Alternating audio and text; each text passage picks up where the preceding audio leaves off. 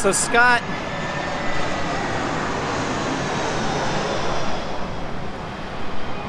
just sent me a message and he said, "Hey buddy, I'm up camping in the snow, you should come check it out." I thought, well, I got nothing to do, so come along with me on this adventure to see what it's all about. Welcome to this edition of Dirt Road Reset. My name is Chad.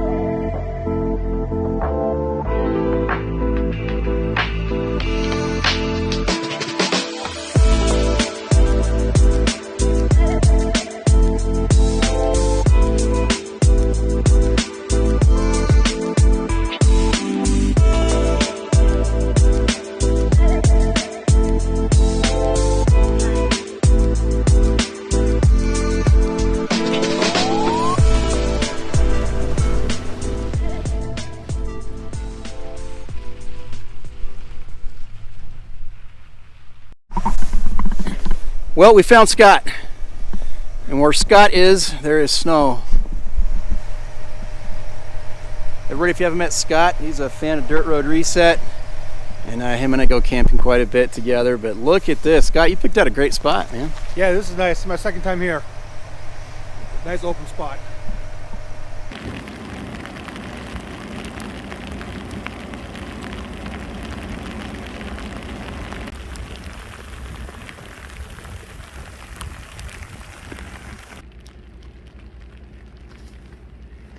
The Napier's doing pretty good. No leaks so far, just the water that I've brought in.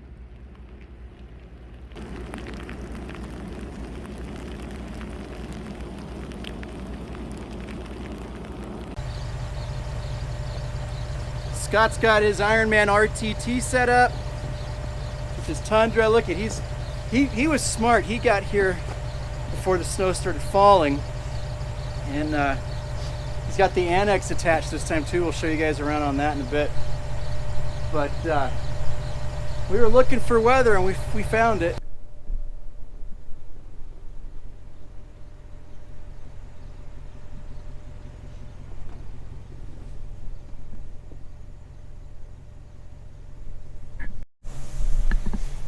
Probably one of the cheapest parts of the RTT setup that Scott has here was undoubtedly the sticks to hold up the awning. Did you go out and find those, or like do you carry these two sticks with you? No, I had to find them. Yeah.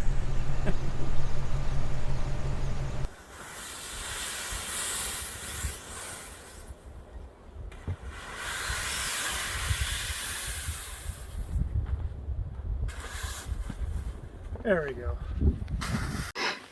Alright, so I just came in the tent here to warm up a little bit and put a second pair of socks on. It's still just snowing really heavy outside, but the tent is dry, with the exception of the areas that I've been tracking snow in. But I do have to do some maintenance around here to knock off the accumulation and get this buddy heater working and put some heavier socks on and even warm my toes up a little bit.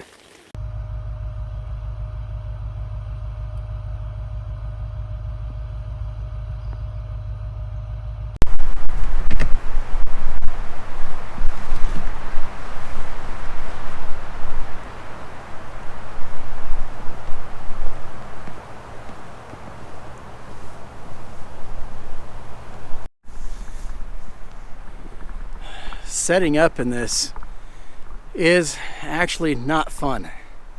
It's a pain because stuff inevitably gets wet. And it's just unavoidable. I just checked my my bin, and there's about an inch of water in the bottom of it with all my camping supplies. Fortunately, the essential stuff is fine, but tomorrow when the sun comes out, I'm definitely gonna have to do some cleaning and getting that stuff out of the water.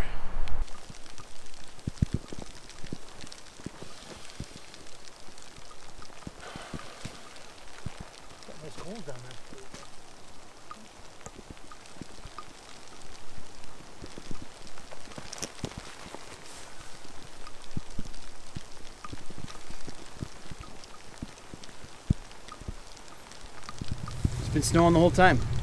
Sometimes it lets up a little bit, and then other times it's like darn near a blizzard out here.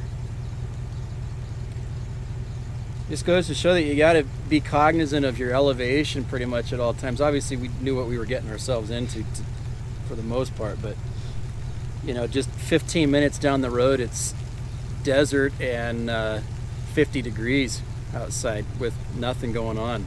You come up a hill like this, and if you're not prepared, you could definitely get yourself into some trouble. But if you know what you're doing, and your expectations are to, you know, not be exactly comfortable but still having fun, you're definitely going to get it. Scott and I were just talking about, you know, we watch all these YouTubers out there, maybe some of you are watching, that do snow camping up in Canada and Montana, the Carolinas, those parts, you know.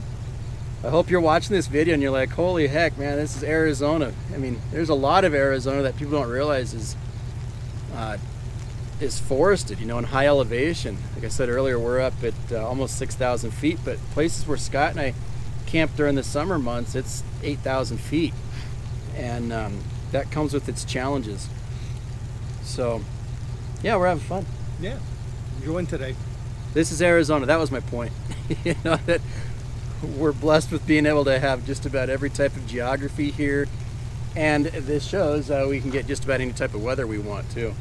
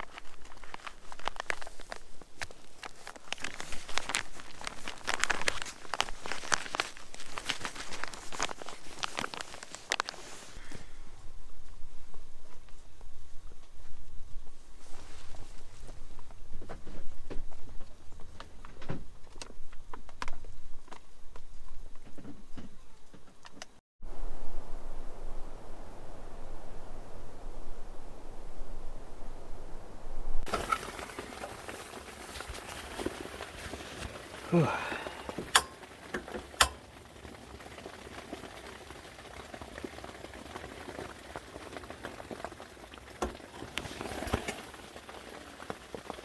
yeah, baby.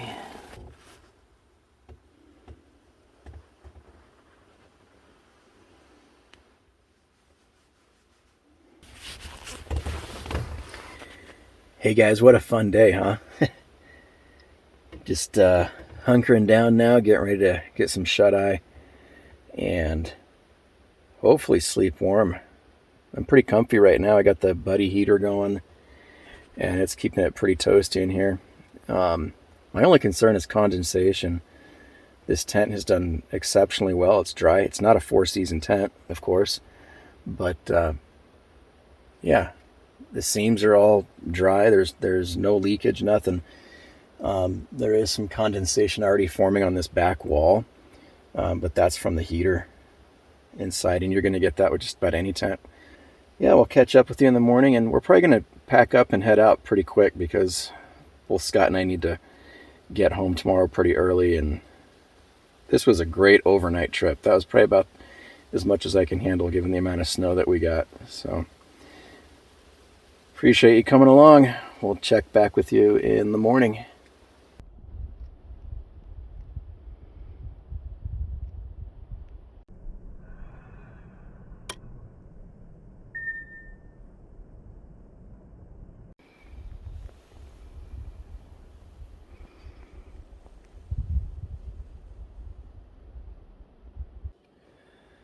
Good morning, everyone. It is 6:45 in the morning, something like that, and slept good. Not as good as I would have liked. I did get up a few times because the buddy heater went out. Had to change a propane bottle on it. Other than that, though, yeah, I slept great. I was warm. Didn't get chilly at all. The Nemo 20 degree did fine. That wool blanket on top is the icing on the cake, though, man. That really definitely helps out. It did snow a couple times last night, nothing too crazy, but curious to see what it looks like outside the tent to see if we got more or if some of it's melted. It is below freezing outside right now. I'd say it's probably in the mid-20s, but as you can see right here, I do have a little bit going on here. Not much condensation either. I'm pleasantly surprised at that. I do have the back windows vented and the side window vented there for carbon monoxide and just keep oxygen flow going on. Speaking of which, I read in a forum recently that there's a common misconception with these buddy heaters in that a lot of people think they have carbon monoxide detectors on them. They do not. They have tip sensors on them and they have oxygen sensors on them. So it's not going to turn off for excessive carbon monoxide. It will turn off for lack of oxygen. They usually go hand in hand. When you burn this and it's not well ventilated, you do run the risk of running out of oxygen, and in that case it will turn off. Carbon monoxide, though, I've been told it does not. But usually when it's putting out too much carbon monoxide and there's not enough ventilation, it's also depleting your oxygen as well. So that's why they put that on there. Just thought I'd clear that up. The plan today is to pretty much pack up pretty quick. I'm not even going to cook a breakfast or anything like that. I want to get out of here and get home and get back to the kids. And yeah, so there's the fun part, and that's just getting dressed and putting everything away.